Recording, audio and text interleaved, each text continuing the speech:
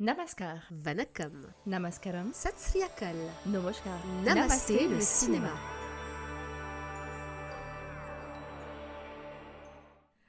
Nous sommes le dimanche 21 avril 2024 et voici venu le nouvel épisode de notre podcast proposé en exclusivité par Volienko. Tu voulais que je la fasse à vous. Elle est morte de rire. Alors nous sommes actuellement au Festival des cinémas indiens de Toulouse et cet épisode va être un petit peu spécial puisque nous avons le plaisir d'être en la compagnie de Vanessa Bianchi, la programmatrice du festival de cette année, de cette nouvelle édition, la 9e. Bonjour Vanessa. Bonjour. C'était quoi ce petit bonjour? Évidemment, Elodie est également en notre compagnie, comme vous pouvez l'entendre. J'espère qu'elle ne sera pas trop discrète. Bon, je vais essayer. Ouais, je compte sur toi, s'il te plaît. Alors, Fred, ça faisait presque 5 ans, du coup, qu'il n'y avait pas eu d'édition du festival. La dernière édition datait de 2019, c'est bien ça? Avant celle de cette année, non? Non, tu es très mal informée. Il y avait une édition en 2020. Qui a eu lieu. Mmh. D'accord, bon, alors j'ai les mauvaises informations, ça commence très bien. Donc voilà, ça faisait 4 ans, du coup, qu'il n'y avait pas eu d'édition du festival. J'aimerais bien savoir, du coup, comment cette 9e édition a été pensée et comment tu as pu l'aborder tout simplement dans... Alors, est-ce que je peux parler d'harcèlement? Tu peux parler de harcèlement? Parlons de harcèlement, je t'en prie. Non, en fait, quand je suis revenue de Paris en 2019, j'ai tout de suite approché Vanessa en lui disant écoute, si jamais tu as besoin d'aide pour le festival, moi je suis de retour à Toulouse, donc je suis prête à t'aider d'une manière ou d'une autre pour une potentielle prochaine édition. Alors, c'était un peu compliqué de notre côté. Comme pour beaucoup de personnes, après la pandémie, beaucoup de gens ont changé de vie, changé de priorité, etc. Donc, il fallait remonter une équipe. Et il se trouve qu'en plus, j'ai eu quelques soucis de santé un peu conséquents.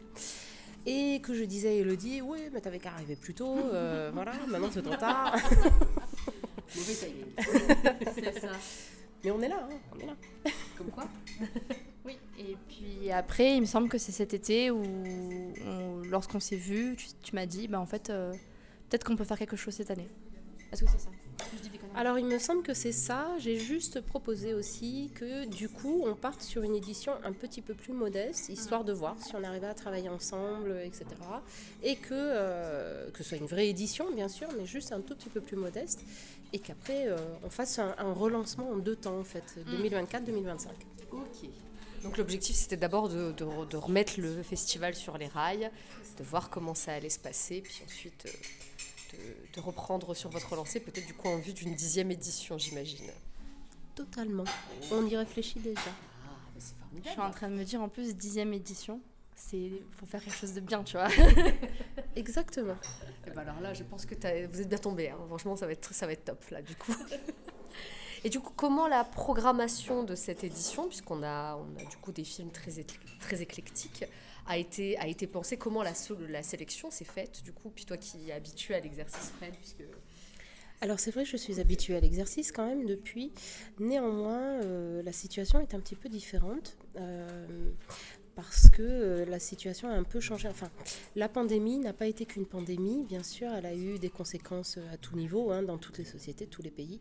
Et dans le milieu du cinéma en Inde, il y a eu une évolution précipitée et un peu radicale quand même. Donc du coup... Là, sur cette programmation, j'ai bien compris qu'il fallait que j'envisage les choses un petit peu différemment. Ne serait-ce que parce que, comme je l'ai expliqué parfois dans les débats en séance, ne serait-ce que parce que la fenêtre entre le moment de production et de sortie d'un film et le moment de sortie sur les plateformes en streaming, la fenêtre s'est vraiment beaucoup réduite. Et ça peut parfois ça complique les choses à plusieurs niveaux. Donc... pour la première fois depuis longtemps, j'ai un petit peu tâtonné. Je pense aussi qu'il y a des centres d'intérêt dans les productions, il y a des tendances aussi qui ont changé, certaines me parlant moins, donc ça a pris un petit peu plus de temps. Mais on y est arrivé, et effectivement c'est éclectique, mais ça c'est voulu. Notre objectif dans le Festival des cinémas indiens de Toulouse, c'est de toucher les cinéphiles et de créer un spectatorat sur les films indiens, qui n'existent pas, quoi qu'on dise, même s'il y a des Bollywood et des Hollywood qui sortent, ce spectatorat n'existe pas. C'est-à-dire faire un public, construire un public, au-delà de fans de Bollywood, sans avoir rien contre les fans de Bollywood, ou au-delà d'un public d'origine indienne, sans avoir rien contre les personnes d'origine indienne. Le but, c'est de toucher les cinéphiles. Donc ça prend du temps et c'est normal que du coup ce soit éclectique. On a des films mainstream, on a des films indépendants, on a des films très audacieux, des petits budgets, des plus gros budgets, etc. etc. Et je crois que j'ai déjà perdu ta question. Non, mais c'est très bien, tu y as répondu. Justement, ça va me permettre de rebondir sur la question suivante qui m'est venue à l'esprit. Du coup, face à cet éclectisme, je me demande du coup s'il y a un élément majeur ou un facteur majeur qui va t'amener à sélectionner un film pour ton festival. Est-ce que c'est ta sensibilité personnelle d'abord qui te guide ? Est-ce qu'il y a d'autres critères ? Voilà, comment ça se passe pour que tu te dises, banco, celui-là, il sera programmé ? Alors, je ne peux pas nier, même sans que je me rende compte, il doit bien y avoir une sensibilité personnelle qui joue, ça c'est évident. Après, j'essaye de composer en équilibrant. C'est-à-dire qu'on n'est pas que des dark films, que des thrillers, ou qu'on n'est pas que des romances, ou qu'on n'est pas que des films expérimentaux. J'essaye que globalement, pas pour chaque film, mais globalement, quand on voit l'ensemble du film, de la programmation, on puisse sentir qu'il y a des films avec des prises de risques, qu'il y a des films qui nous ont touchés, qu'il y a des films qui sont particulièrement bien travaillés. Il peut y avoir des films avec des maladresses, des faiblesses, mais qui apportent par leur sujet, par le casting, par l'histoire même du film ou par l'histoire du scénario, et où d'ailleurs, qui apportent quelque chose de particulier qu'on n'a pas l'habitude de voir. Donc la composition de la programmation se fait en pensant toujours au public, sachant que dans le public aussi, c'est très éclectique. On a des personnes qui ont vu des Bollywood, des personnes qui n'en ont jamais vu, des personnes qui découvrent le festival pour la première fois, des personnes qui ne s'intéressent qu'au cinéma indépendant, des personnes qui veulent surtout du mainstream, des personnes qui veulent des films intermédiaires aussi, parce que la palette est large entre les gros Bollywood très attendus et par exemple des productions qui sont effectivement des productions de Mumbai, mais qui ne ressemblent pas du tout à ces canons esthétiques-là. Tout à fait, comme ce qu'on a vu hier avec Kayo Kayo Color, qui est un film du Gujarat, mais en langue hindi, mais qui est vraiment, on est vraiment sur un film très intimiste, à tout petit budget, avec une vision d'auteur qui est réelle, quoi. Donc, et du coup, voilà, ça va encore une fois déboucher sur ma question suivante. Est-ce que c'est toi qui vas chercher les œuvres en te rendant à des festivals peut-être à l'étranger, ou est-ce que à l'heure d'aujourd'hui, voilà, avec le retentissement à l'international qu'a pu avoir le festival durant ses précédentes éditions, est-ce que des réalisateurs te démarchent pour que leurs films soient projetés à Toulouse ? C'est tout ça à la fois. C'est tout ça à la fois. Alors, je ne vais pas beaucoup dans les festivals, mais je les suis. Je regarde ce qu'ils programment, etc. Je parle beaucoup avec beaucoup de réalisateurs, des réalisateurs établis comme des réalisateurs qui font leur premier film. Je suis démarchée aussi régulièrement, tout au long de l'année.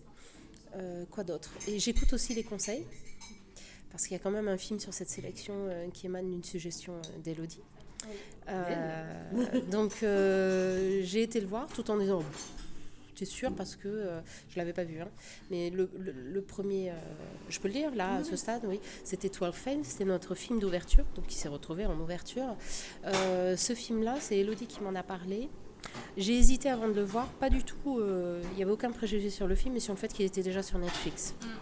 Ce qui peut s'entendre, effectivement. Alors dans un des critères, c'est on ne prend pas de film Netflix, c'est-à-dire de production Netflix. Oui. D'accord ? Si ce sont des films qui sont sortis en Inde, qui ont été conçus pour le grand écran, et je sais que c'est quelque chose qui est difficile à comprendre, mais il y a une grande différence entre un film qui est conçu pour le grand écran et un film qui est conçu pour la télé ou pour Netflix ou pour je sais pas quoi. C'est pas le même travail. Ça m'intéresse pas. Donc alors, j'ai déjà perdu ta question, mais du coup voilà, c'était oui, il y a à la fois de la sollicitation, à la fois une veille continue toute l'année. Et regarder aussi des sorties que je n'ai pas vu arriver, parce que c'est vrai que je regarde un petit peu moins les gros Bollywood, honnêtement. Donc voilà, c'est une composition de tout ça, et puis c'est un moment aussi. C'est-à-dire qu'il y a des films que j'ai reçus cette année qui ne m'ont pas touchée, qui m'auraient peut-être plus touchée il y a 2 ans. Et là, il y a des films sur lesquels je tilte tout de suite, parce qu'il y a aussi un contexte, une actualité, etc. Et du coup, est-ce que justement tu as une grande attache à des sujets d'actualité dans ta sélection, au caractère peut-être engagé, voire parfois politique, des questions qui sont abordées dans les films? Est-ce que ça aussi, ça fait partie des composantes qui peuvent t'amener à sélectionner un film du coup en sélection ou pas? J'aimerais te répondre que non. J'aimerais que ce soit non. Néanmoins, je ne peux que constater dans mes diverses programmations, en tout cas celles que j'ai menées moi de bout en bout, parce que ce n'était pas le cas au tout début du festival, je constate effectivement cette appétence-là, disons. Néanmoins aussi, sur le politique, je suis très prudente. Je n'apprendrai à personne que la situation est un peu particulière en Inde. Il y a des critères sur lesquels je refuse absolument, c'est si ce sont des films dont les valeurs peuvent perturber au sens démocratique du terme. Ça, c'est refusé d'office. Sur les autres, ça dépend. Si c'est juste parce que c'est un film militant pour être militant, ça ne m'intéresse pas. Si ça apporte autre chose, un point de vue, une atmosphère, une écriture, dans ces cas-là, je regarde et puis voilà. Faut que je réfléchisse à la question parce que j'en avais une mais je viens de la perdre du coup. Du coup je vais te poser une petite question à toi Elodie du coup parce que tu as... Bonjour madame. Bonjour madame, c'est vrai que ça fait longtemps qu'on ne s'est pas vu. Non, je voulais savoir justement puisque tu as assisté aux précédentes éditions du festival en tant que partenaire média, on a couvert ça ensemble d'ailleurs. Qu'est-ce qui t'a donné envie de t'engager du coup dans l'élaboration de cette édition, voilà, aux côtés de Fred et de Sarah, voilà, qu'est-ce qui t'a poussé au-delà de juste vouloir rendre service, j'imagine qu'il y a d'autres choses qui t'animent. Quelles ont été tes motivations? Oh là là, difficile la question. C'est pas grave. Non, c'est vrai que j'y ai pas vraiment songé, dans le sens où je suis pas du genre à me dire vas-y, j'ai envie de faire un festival, je vais le faire dans mon coin et puis c'est bon, tu vois. Moi, je regarde ce qui existe déjà. Et si je peux aider ce qui existe déjà, ça rejoint en partie mon envie de base qui était peut-être vas-y, on fait un festival. Mais l'exercice, moi, m'intriguait. L'exercice de comment on met en place un festival, comment on gère un festival, comment on trouve les films, comment on les projette, enfin tout ce qui tourne autour, quoi. Et c'est sûr que bon, c'est facile, c'est à Toulouse, c'est à la maison. C'est ça. Déjà numéro 1. Elle est à domicile. Numéro 2, le travail de programmation est toujours hyper chouette. L'ambiance du festival, depuis 2017 du coup, moi j'ai participé à 3 éditions quand même. J'ai pas vu de choses qui m'ont rebuté, tu vois, donc je suis revenue à la charge. Et ouais, non, moi je suis quelqu'un de hyper curieuse à la base et j'aime bien décortiquer un peu le fonctionnement des choses. Et donc quand je suis revenue et que j'en ai parlé à Fred, c'était vraiment, Fred ou Vanessa, vous avez compris, c'était vraiment déjà comment ça se passe, qu'est-ce que je peux faire, comment je peux aider, et voyons genre si vraiment j'apporte quelque chose, si ça me fait plaisir, si je m'éclate. Et si je passe un bon moment. Et en plus, c'est autour du cinéma indien qui est une de mes passions premières, donc bingo, tu vois. Disons en demeurant que tu as aussi produit l'illustration qui fait office d'affiche pour cette édition. Voilà, il fallait que je le précise, évidemment, j'étais obligée. Voilà, parce que pour ceux qui ne le savent pas, Elodie était également illustratrice, voilà.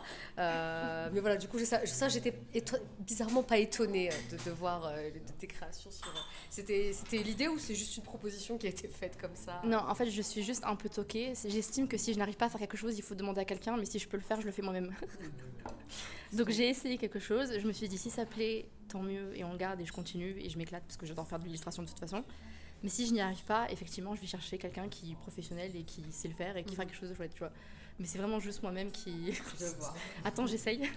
Si j'y arrive, tant mieux. Si j'y arrive pas, attends, on va chercher quelqu'un.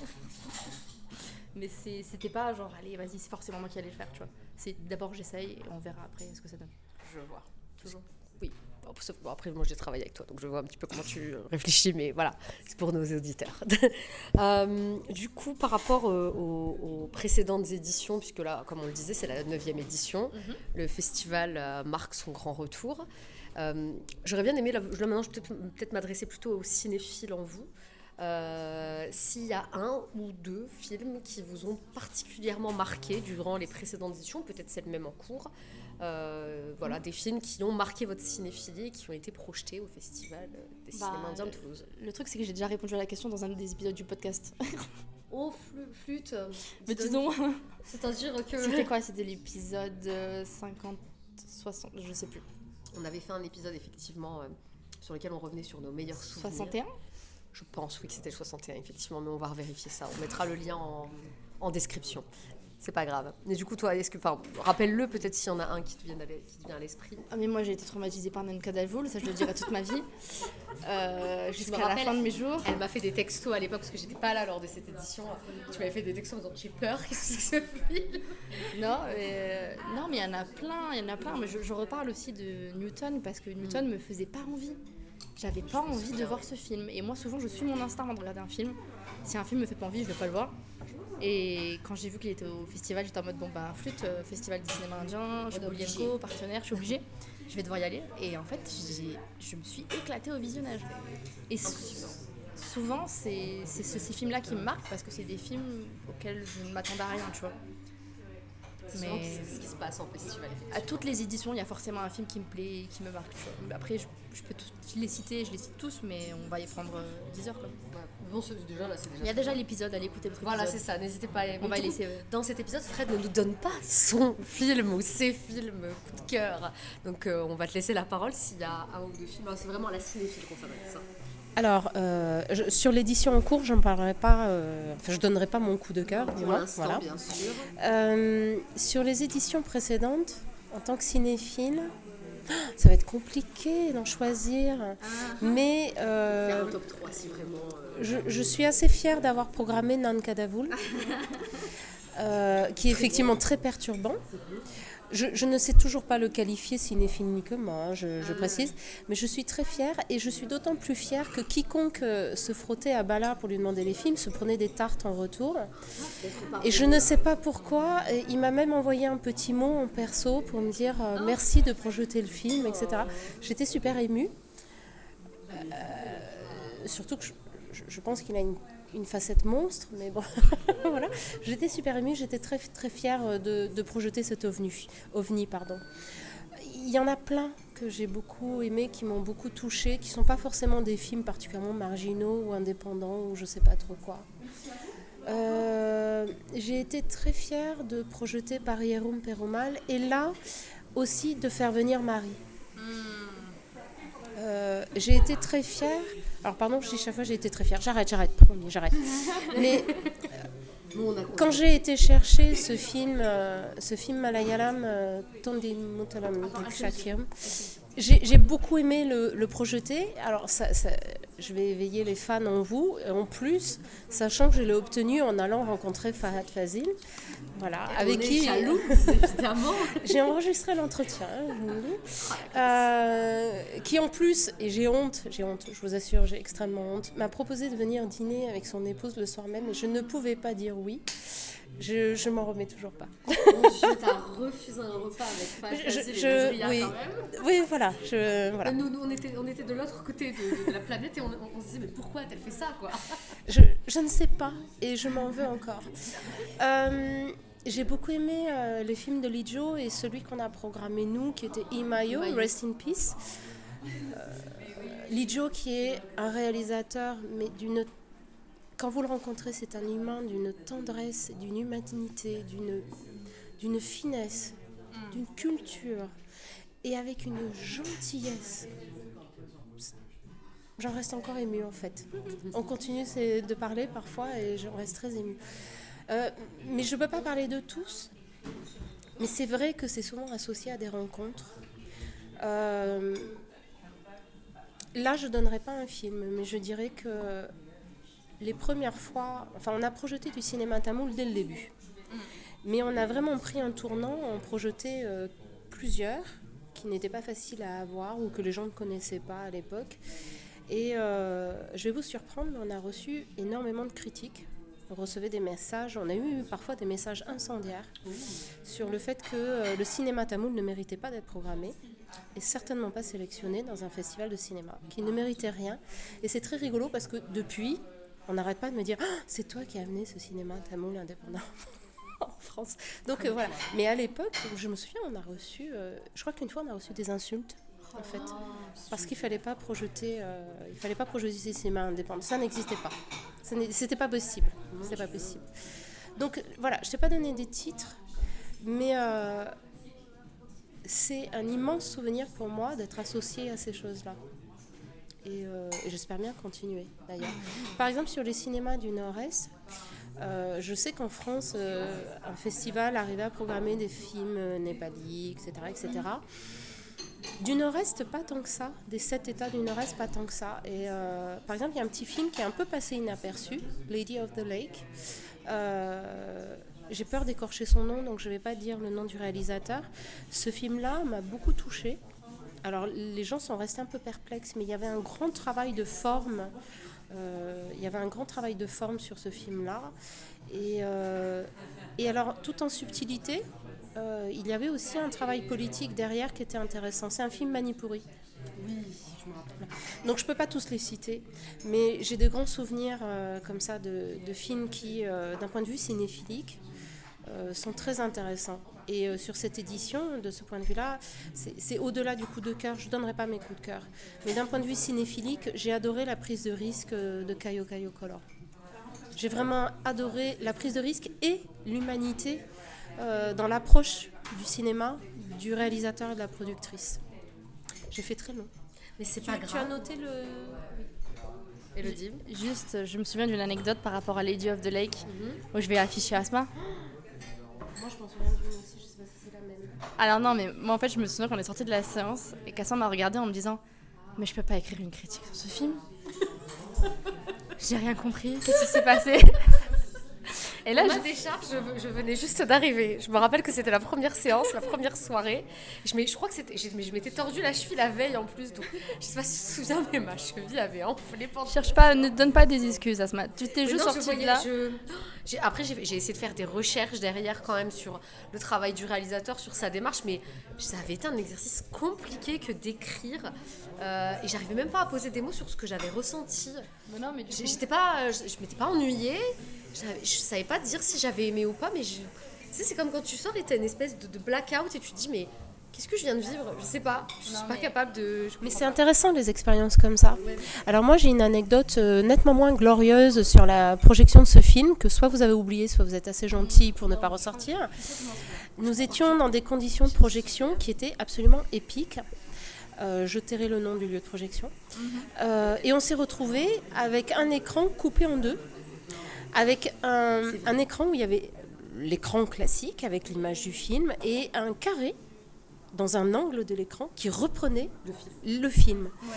Et c'était extrêmement perturbant pour les personnes qui ne connaissaient pas du tout, parce que comme c'est un film qui est très différent de ce qu'on voit, ça faisait partie du film. Il y a un moment où le jury m'a dit mais ça fait partie du film ou pas? Et moi extrêmement gênée en train de leur dire non. Ils m'ont dit bon, ils avaient vu qu'il y avait des problèmes techniques. Et donc c'est pas une anecdote dont je suis fière, mais c'en est une. Et ça m'a rendue extrêmement vigilante après ça. Enfin je l'étais avant, mais vraiment doublement vigilante sur les conditions de projection des films. Ça oui. Ouais, parce qu'effectivement, ça, je me rappelle que... Après, je pense que dans tous les festivals, il y a un petit lot de mésaventures, d'imprévus. Mais bon, c'est vrai que cette année, j'ai pas l'impression qu'il y ait eu de couac quelconque. Donc, ou alors j'ai peut-être loupé la séance où il y avait un couac. Mais... Alors, on a bien géré, ça s'est pas vu et c'était avant. Mais quand... L'expérience spectateur n'en a pas pâti, donc c'est l'essentiel. Ah, ça, c'est le travail, oui, ça, c'est sûr. Tu veux dire quelque chose, Elodie, ou j'ai vu? Non, mais j'essaie de repenser à tous les moments où il y a eu des couacs entre guillemets durant le festival. Mais je trouve qu'à chaque fois, les spectateurs n'en prenaient pas. Ils acceptaient la situation et regardaient quand même le film et prenaient quand même du plaisir. Donc ça, c'était quand même assez chouette. Je pense sur cette édition, effectivement, elle a été plutôt soft. On n'a pas eu... je veux dire, en 2019, on s'est retrouvés avec tous nos invités qui devaient arriver par Air France. Air France qui a une délégation sur l'Inde, donc c'est une autre compagnie. Laquelle compagnie je les avais informés. Je leur avais dit à Air France, attention, cette compagnie est en difficulté. Ils ne me croyaient pas, puisqu'en interne, on ne leur disait pas. Et la compagnie a fait faillite et a laissé les avions au sol le jour de l'arrivée du premier invité qui était Lijo José Pellissieri, qui donc a annulé son vol. Tous les autres, alors je me souviens de cette année-là, il y avait Adil Hussein, il y avait plusieurs personnes. Il y avait Adil Hussein par exemple, il y avait Marie Selvaraj, qui ont eu l'extrême bonté de s'adapter aux conditions parce qu'on les a fait naviguer, Marie, au lieu de faire un vol qui partait de Chennai et faisait Paris et arrivait à Toulouse, s'est retrouvée 3 fois sur le tarmac de l'aéroport à attendre 2 heures et à rentrer chez lui. La séance avait été reprogrammée. Ah, ça c'est pour autre chose. C'est pour autre C'est chose. pour une autre Attends, raison. Non, mais c'était- cette édition était full of surprises. Ouais. Et Marie a été d'une gentillesse extrême. Il est venu 3 fois sur le tarmac. Et ce n'est qu'à la 3e qu'il a pu décoller. Laquelle fois où il est parti l'a fait bifurquer plutôt que de faire Chennai, Paris, Paris-Toulouse. Il s'est retrouvé à faire un aller-retour. Alors, il a pris un autre vol dans un aéroport indien. Il s'est retrouvé à Dubaï. Il est remonté sur Paris. Il est redescendu à Toulouse. Et il est venu quand même. Il est venu. Puis il était Avec un immense sourire, avec une grande gentillesse. Il était extra. Il était hyper inquiet et pourtant il ne nous a rien fait sentir. Adil, pareil, il m'a dit alors là, Gentleman. je crois que nous avons un petit problème avec son flegme habituel, en me disant je pense qu'il y a un problème sur le vol. Je regarde, effectivement, il y avait un problème sur le vol. Et ça a été problématique pour tout le monde. On a géré. Je crois que c'est une édition mémorable. Enfin, c'est ce que vous m'aviez dit, vous aussi. Mais j'ai pas dormi d'une semaine, je vous le dis quand même. Il y avait aussi Can Valsetti sur cette Mais lui, il est arrivé d'Allemagne, c'est quand même relativement ça plus simple. allait. Sachant qu'en plus, sur cette édition, nous avions aussi, et toute mon empathie, il n'y a aucune critique, mais nous avions le mouvement des Gilets jaunes. Oui. Donc tous les jours, c'était compliqué. Voilà, nous avons été, Paris-Jérôme-Pérumal, nous avons été évacués en fin de séance. Voilà. Il n'empêche que c'est le film que j'avais préféré cette année-là. Voilà. Donc comme quoi, ça peut ne pas altérer l'expérience positive qu'on peut se faire d'un film. Voilà. Mais effectivement, moi j'ai un excellent souvenir de l'édition 2019. Bon, déjà il y avait beaucoup d'invités prestigieux et c'était un plaisir pour nous de tous les rencontrer et de découvrir leurs films. Mais j'allais dire même la sélection était assez énorme. Effectivement, on avait pu découvrir effectivement Souvenir de Minuit Blanche. Il y avait La Mauvaise Réputation aussi avec Adil. On avait vu Once Again, Paris-Jérôme Pérumal. Rest in Peace. Rest Il y in avait Peace. Taking the Horse to Ijalibiz de Anamika Arraksa. Un autre film où Hassan m'a dit mais qu'est-ce que je vais écrire? Eh ben, j'ai réussi à écrire, figure-toi. Mais là oui. J'ai réussi à écrire, figure-toi. Non, c'est parce que pour le coup. La réalisatrice n'a rien compris à votre critique d'ailleurs. Ah ouais. Elle m'avait dit tu peux m'expliquer parce que je suis pas sûre d'avoir tout compris.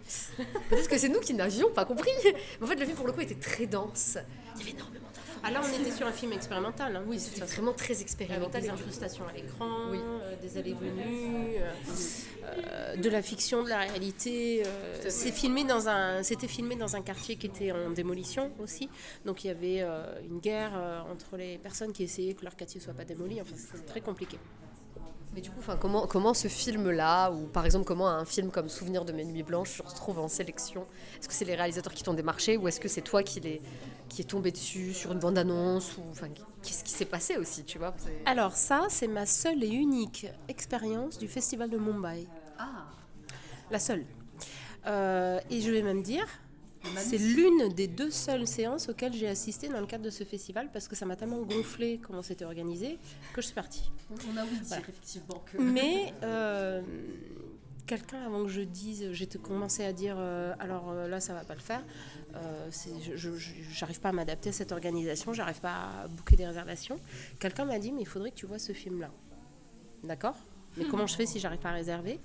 Et là, quelqu'un m'a dit, enfin ils ont fait une sorte de bouche à oreille, j'ai reçu une invitation pour assister au film.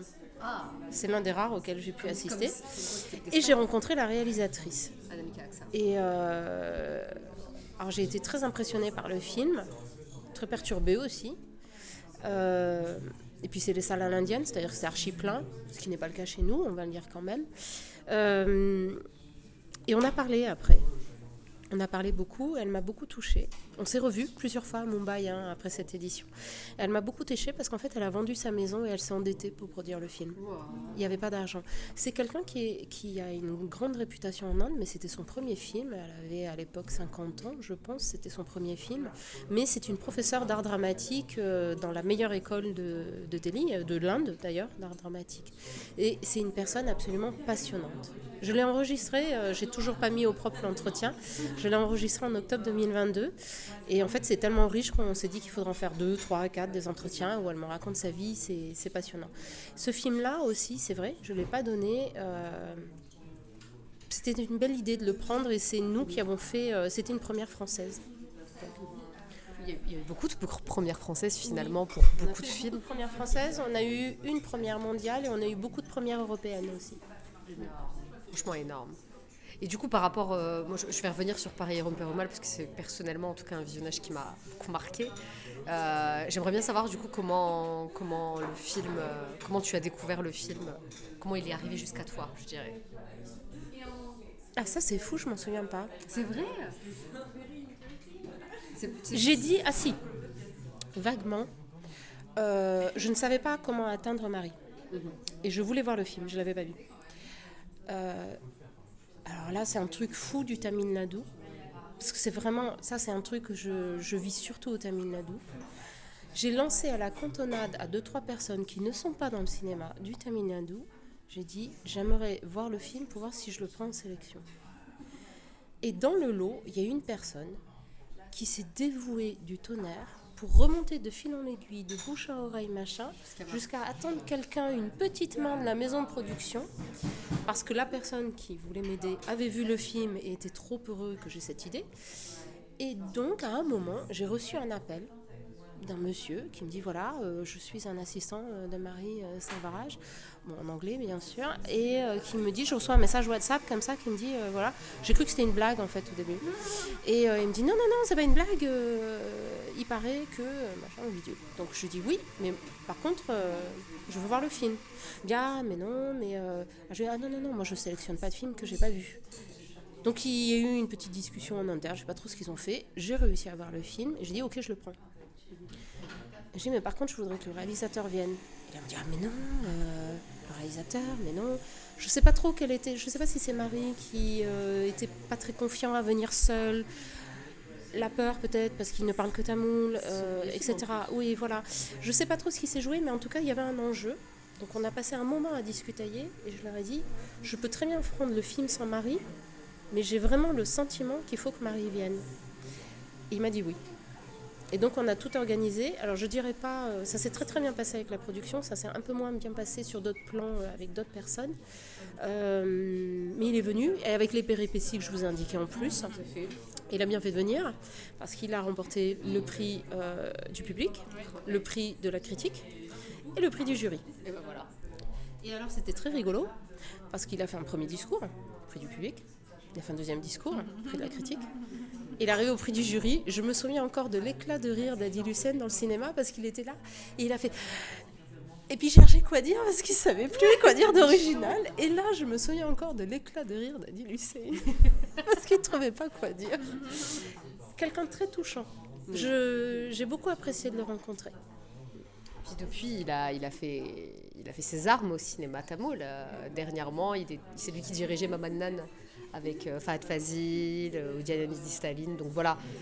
Puis il avait aussi réalisé un film, Karnan, avec Dhanush, donc voilà. Du coup, moi, c'est vrai que j'étais aussi, en tant que cinéphile, j'étais plutôt fière de voir son premier film, notamment au festival, puisque derrière, c'est un cinéaste qui a réussi à prendre de l'ampleur et à continuer à rester pertinent dans ses films suivants, du coup. Et du coup, est-ce que tu gardes des contacts avec les réalisateurs ou les artistes qui viennent, ou bien c'est vraiment du one-shot, c'est un instant partagé lors d'un festival et puis ça s'arrête là, ou est-ce que... Le lien j'ai envie de dire, ça dépend des humains, en fait, c'est des rencontres. Très souvent, oui. Très souvent, on reste en contact. Et par exemple, pour la jolie histoire, le réalisateur de Newton, qui a eu un prix, il a eu un prix ex aequo pour le public et le jury du long métrage. Je l'ai rencontré à Mumbai pour lui donner son trophée, puisqu'il n'était pas venu à Toulouse. Et on n'a pas beaucoup parlé, mais on a juste un petit peu parlé, parce que j'avais dit une anecdote. J'avais râlé la première fois que j'avais été à Mumbai en me disant, mais c'est où qu'on mange bien, parce que franchement, là, voilà. Et donc il m'avait écrit en perso pour m'indiquer des endroits. Rien de plus, mais c'était très humble, très sympa. Voilà. Et c'est ce qui a fait que 2 ans après, ou 3 ans après, ils m'écrivent, ils me disent Hi Vanessa, I think you should watch this film. Et c'était Hollywood, qui a eu un prix en 2020.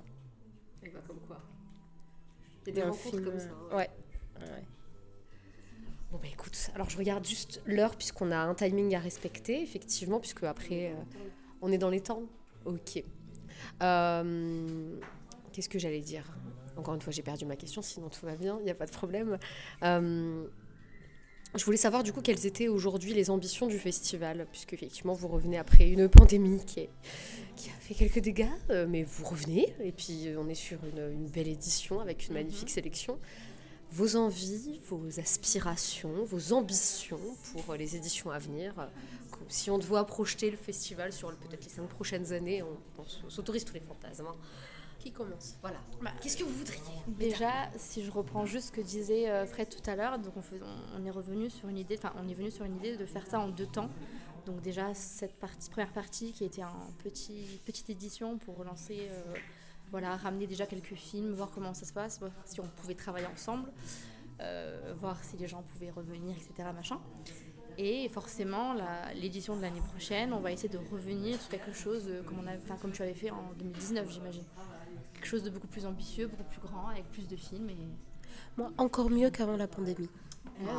Après, évidemment. Pas forcément énormément de films, parce qu'on peut se perdre en fait. L'objectif de départ, pour moi, il est toujours pas pleinement atteint, donc je continue. C'est faire connaître les cinémas indiens indépendants, contemporains. C'est créer un public. Faire comprendre aux cinéphiles, faire comprendre, c'est pas qu'ils sont bêtes, c'est pas ce que je veux dire.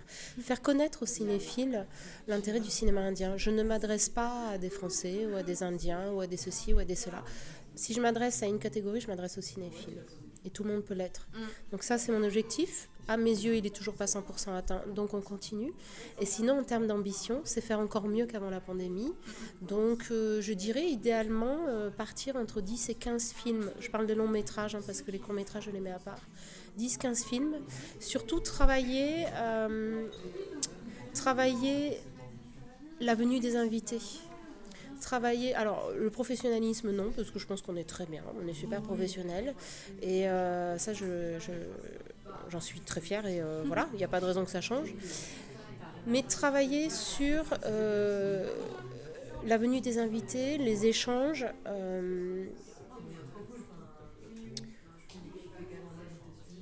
travailler sur la promotion du festival parce que c'est un peu le nerf de la guerre. Mais j'aime bien. Alors. Pardon, ça manque de modestie. Mais j'aime bien ce qu'on fait. J'aime bien la balance qu'il y a entre des films gros budget, des films plus petit budget, des films plus risqués, plus audacieux. Des films qui ont... Bon, ça n'existe pas trop les films parfaits, puis peut-être qu'on s'emmerderait aussi si on voyait des films parfaits. Mais il y a des films avec des faiblesses, mais qui ont des critères. Il y a différents types de faiblesses. Continuer à se faire plaisir. Continuer à réussir à partager ce plaisir avec l'audience, les spectateurs. Ça a l'air de marcher. J'ai été très touchée cette année, le premier soir, les retours qu'on a reçus pour nous remercier d'être de retour. Et moi, je les ai remerciés d'être là. Bon, j'ai failli pleurer en fait, j'ai failli verser ma petite larme quand même. C'est ça, j'aime. Tant qu'on prend plaisir à ça, qu'on le fait de manière professionnelle, tant qu'il y a des gens qui ont envie de nous confier les films et des gens qui ont envie de les voir. Ce que j'ajoute en plus, parce que ça, il y a un truc qui était déjà en germe, mais qui va de plus en plus vite là, c'est inciter les gens à venir découvrir, à reconnecter avec l'expérience du grand écran et de la salle obscure. Ouais, ça, c'est quelque chose que je n'aurais pas verbalisé avant, mais que je dis aujourd'hui. Oui. Effectivement, à l'ère du streaming, avec des films qui sont de plus en plus facilement accessibles sur des plateformes, c'est vrai qu'il y a je pense que l'un des enjeux majeurs des festivals, en règle générale, c'est de redonner envie aux gens de faire l'expérience de la salle de cinéma. Mais ça nous fait beaucoup d'objectifs. Donc c'est vrai que c'est beaucoup de travail et puis il faut rester modeste et se dire que ça, step by step. Tout est possible. Tout à fait. En tout cas, je donne mon opinion, même si elle ne vaut peut-être pas grand-chose, mais je trouve que ce retour est une réussite. En tout cas, vous pouvez être fiers de vous, mesdames, surtout en un temps assez limité. Vous avez bien travaillé. Ma foi, moi, j'ai pris beaucoup de plaisir à couvrir cette édition qui n'est pas tout à fait finie, puisque tout à l'heure aura lieu la cérémonie de clôture au Delirium Café, où on aura le plaisir de découvrir le palmarès. Mais en tout cas, voilà, je voulais juste prendre cette occasion pour vous remercier de m'y avoir convié et de m'avoir permis de partager à vos côtés ces 3 jours qui ont été un plaisir pour la cinéphile que je suis. Voilà. Je ne sais pas si vous aviez envie d'ajouter quelque chose, peut-être un message que vous aviez envie d'adresser aux auditeurs à propos du festival, à propos de votre démarche, à propos... Voilà. La voix est libre, si vous avez quelque chose à exprimer. Allez-y. Je sais pas, moi j'ai pas les mots et je trouve que Vanessa parle très bien, donc... Allons-y, allez. Elle m'a fait ça tout le festival, j'explique. Elle fait ça avec moi depuis 10 ans, voilà. De venir s'y risquer, de venir découvrir. Mais ça marche, hein, ça marche parce que hier, on avait encore des personnes qui poussaient la porte pour la première fois du festival, que ça continue comme ça, que les gens tentent le coup, et ça peut rater une fois, peut-être même 2 ou 3, et qui retentent la 4e, mais il y a des personnes qui sont heureuses de découvrir cette cinéphilie-là, qui sont heureuses de découvrir ces industries-là, et j'en suis bien contente parce qu'elles valent le détour. Tu vois, elle parle mieux que moi. C'est parfait. Conclusion parfaite, voilà.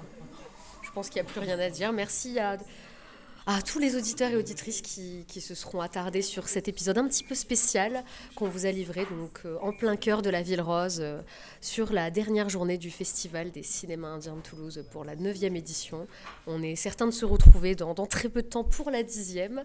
Et voilà, pour celles et ceux que ça intéresse, n'hésitez pas, pour ceux qui sont loin, à prendre votre petit billet pour les prochaines éditions et à venir assister à cet événement qui est, ma foi, tout à fait mémorable. Voilà.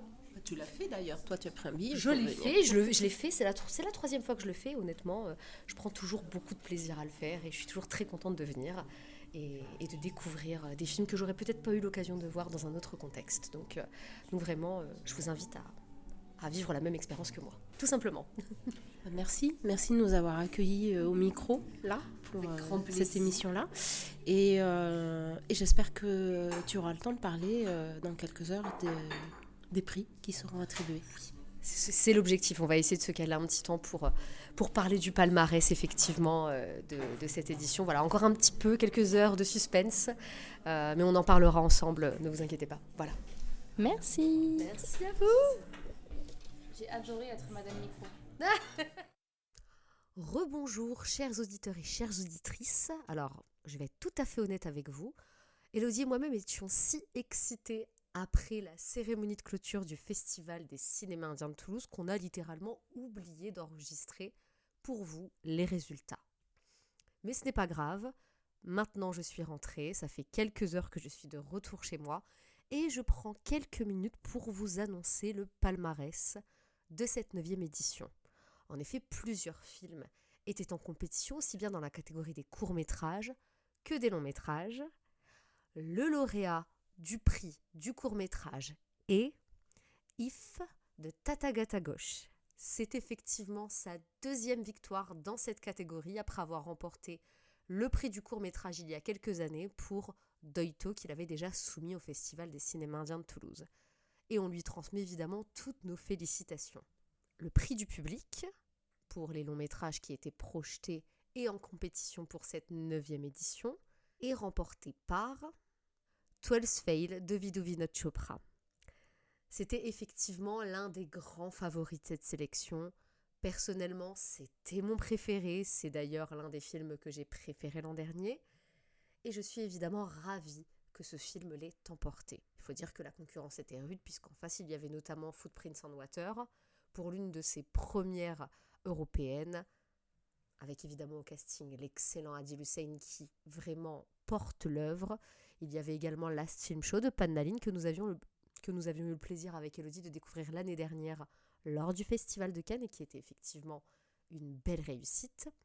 Toutefois, 12 Fail avait quand même une belle longueur d'avance avec son message universel et profondément humaniste. Je précise également qu'était également en compétition le petit film indépendant Kayo Kayo Color de Shahrukh Khan Chavada, qui m'a personnellement agréablement surprise. Donc si vous avez un jour l'occasion de le découvrir, n'hésitez pas. Voilà pour ce palmarès. J'espère qu'en tout cas cet épisode un peu spécial vous aura plu. Je profite de l'occasion pour réitérer mes remerciements envers toute l'équipe du Festival des cinémas indiens de Toulouse, Élodie Amidovic, mais aussi Sarah et Vanessa. Cette dernière nous a d'ailleurs fait le plaisir de sa présence sur cet épisode. J'espère que cet épisode vous aura plu et je vous dis à très bientôt pour de nouvelles aventures avec Namasté le cinéma.